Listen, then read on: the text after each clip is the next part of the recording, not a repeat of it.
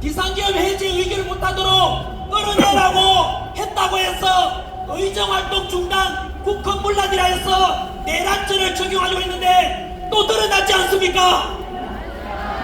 민주당 박선원 의원과 김병주 의원이 바로 특전사령관 박종건 특전사령관에게 불러서 리허설하고 말을 조작했지 않습니까?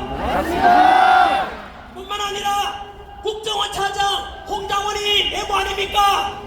바로 그 메모가 마찬가지로 가짜였다는 게 드러났지 않습니까? 이제 더 이상 민주당은 대통령에게 내란죄를 덮으시고자 해도 안 통한다 이겁니다.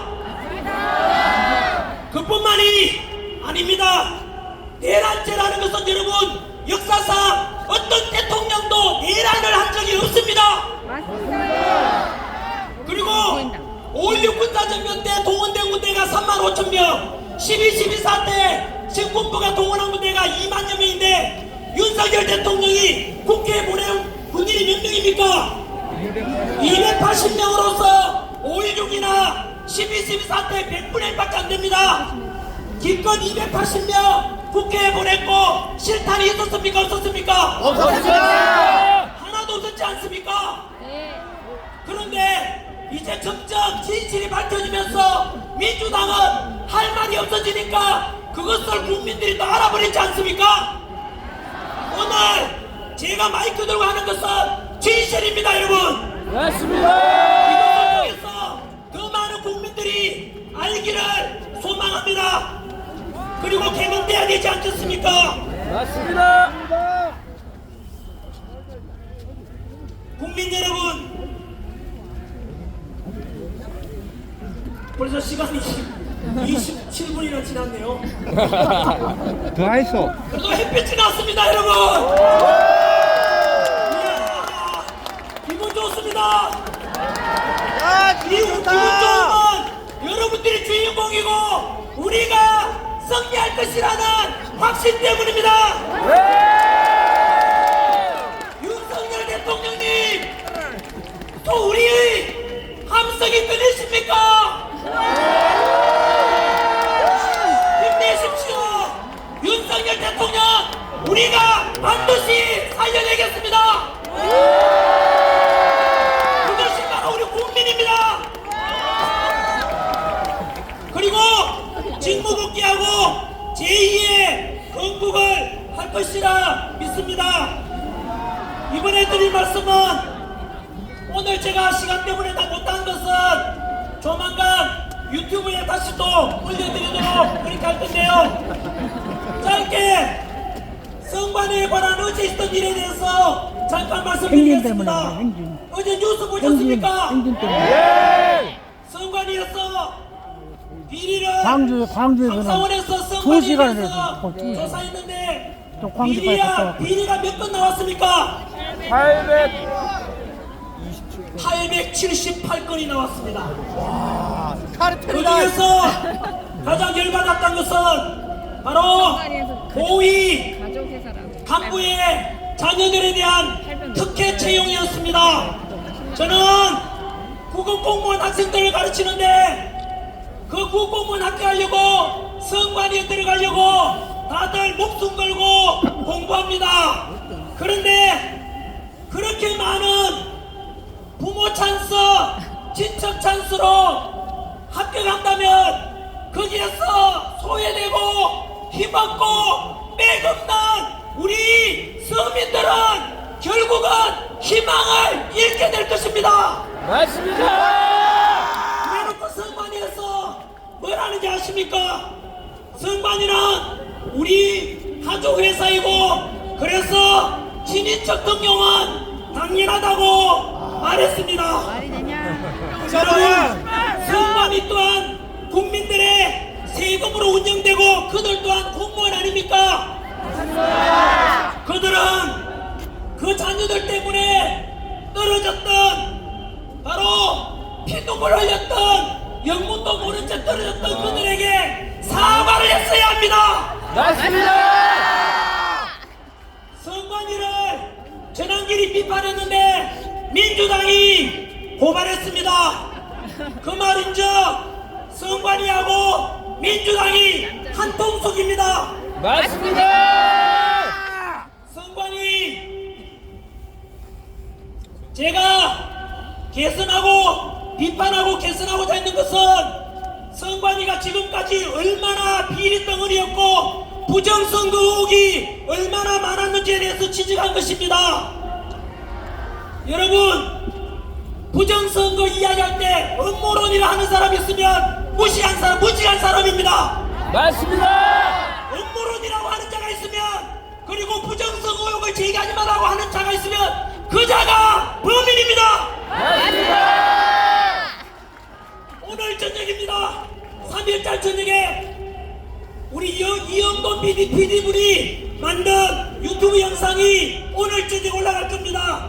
부정선거가 진짜 음모론인지 팩트를 가지고 과학적인 근거를 가지고 방송할 테니까 이영돈 PD가 만든 부정선거 영상 전 국민이 반드시 보십시오. 국민 여러분, 지금까지 있었던 중앙선관위에 대한 여러 부정선거 의혹이 있다면은 이것은 여당이든 야당이든 다음에 7월 지방선거나 국회의원 선거나 대통령 선거를 앞두고 누구나 다 털고 가자, 투명성 있게 하자라고 이야기하는 게 뭐가 잘못됐습니까?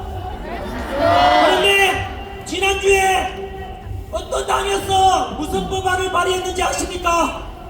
앞으로 부정선거에 대해서 의혹만 제기해도 10년 이하의 징역에 처하는 법안을 만들었다고 합니다. 무슨 신곡이냐? 그 당이 어느 당인지 아십니까? 바로 더불어 부정당, 더불어 독재당, 더불어 사기당입니다. 맞습니다. 무조건 듣고자 하는 당이 부정의 원흉입니다. 앞으로 기억하십시오. 우리가 행하는 소중한 한 표, 8 넘은 할머니께서, 90대 할머니께서 휠체어 타고 나오셔서 투표 한 표 한 표 행사하는 거 맞지 않습니까? 그 소중한 민주주의 주권 행사를 내가 또 만약에 속인다거나 의혹이 있다면 대한민국 민주주의는 무너질 것입니다.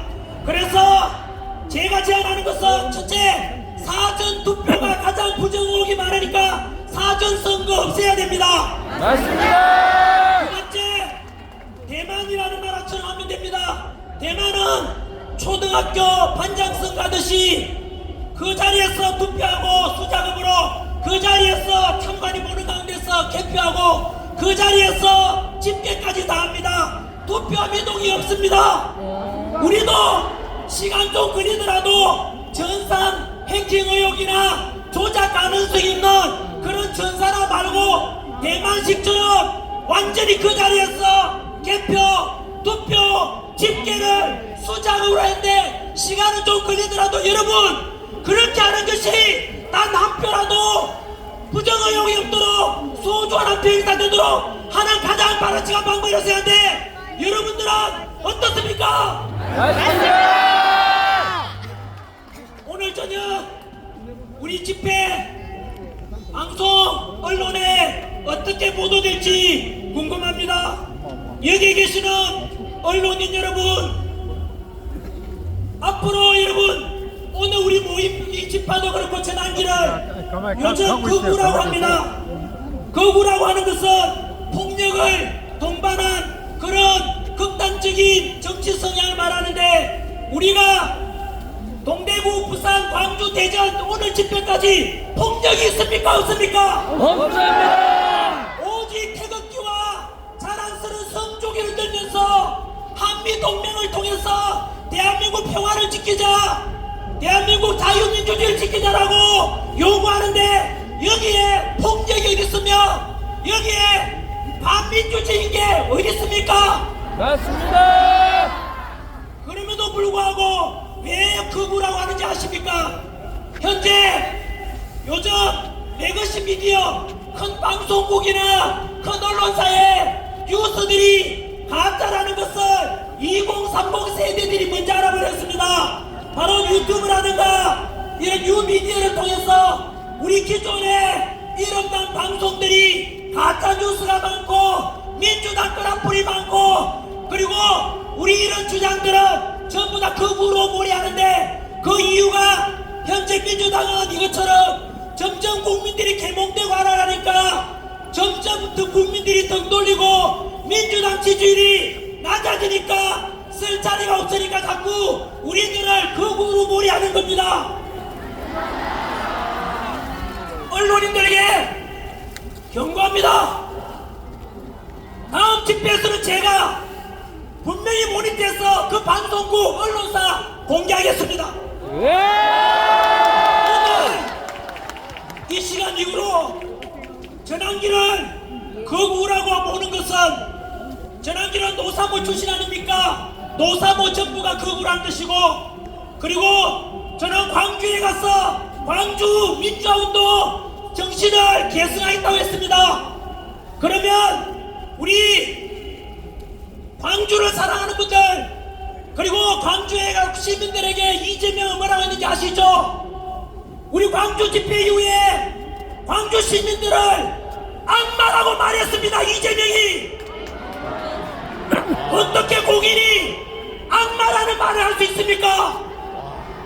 그리고 민주당 박구영 민주당 조용 원장은 2030 세대들은 의식이 지체되고 그래서 2030 세대들은 말라 비틀어지게 해야 된다고 말했습니다. 이 방송 보고 계시는 우리 대한민국 2030 세대 여러분 들었습니까? 전라도 광주 시민 여러분 들었습니까? 언론인 여러분 한 번 더 말씀드립니다.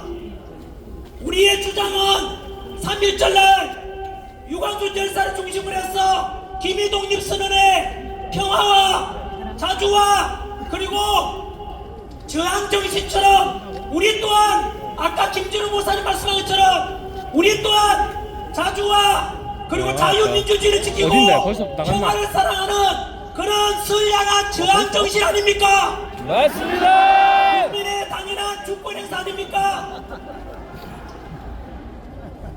언론인 여러분 제발 지금이라도 반성하십시오.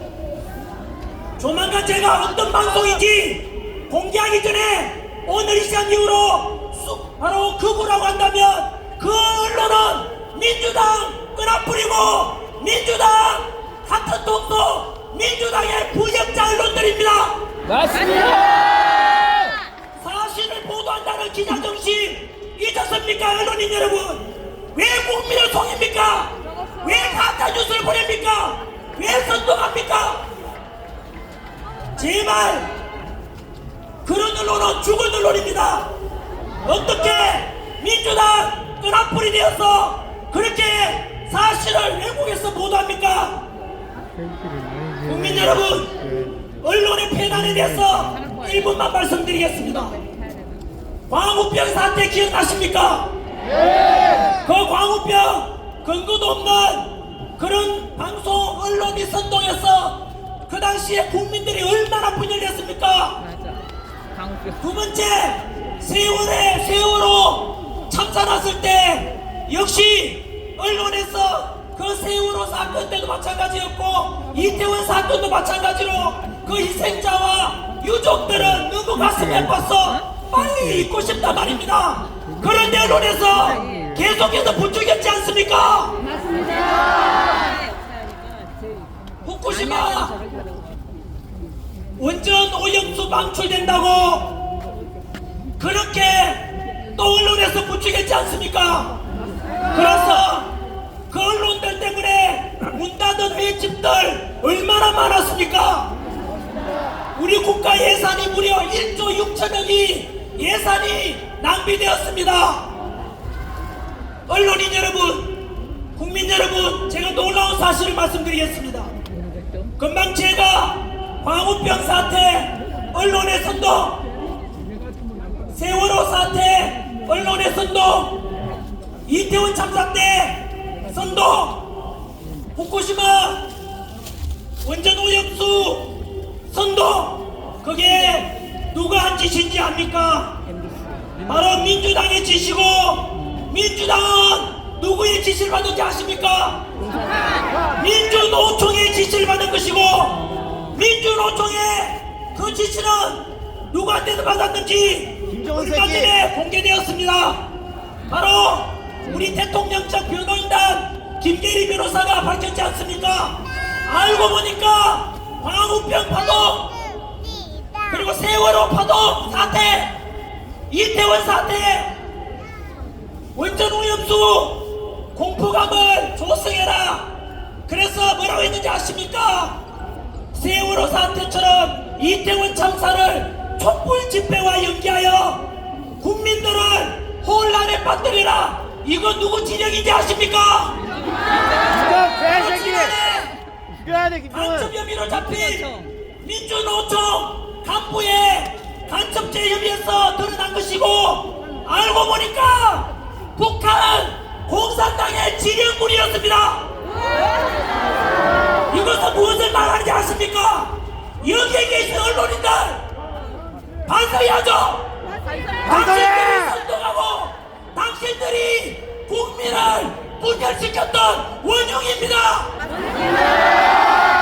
그것은 누구 짓을 받은 거라고요? 북한 지령을 받은 것이라고요. 반박해보라고. 반박해봐. 북한 지령물이 나와 있잖아. 국민 여러분, 부디 이것이 미디어 다음에 제가 어느 방송인지 오늘 시간으로 제가 몰입돼서 반드시 공개하겠습니다. 뭐 잘한다. 언론사들도 국민들로부터 버림받고 결국은 말라 비틀어지게 될 것입니다. 끝으로 지금 제일 중요한 시점은 중요한 주제는 역시 헌법재판소입니다.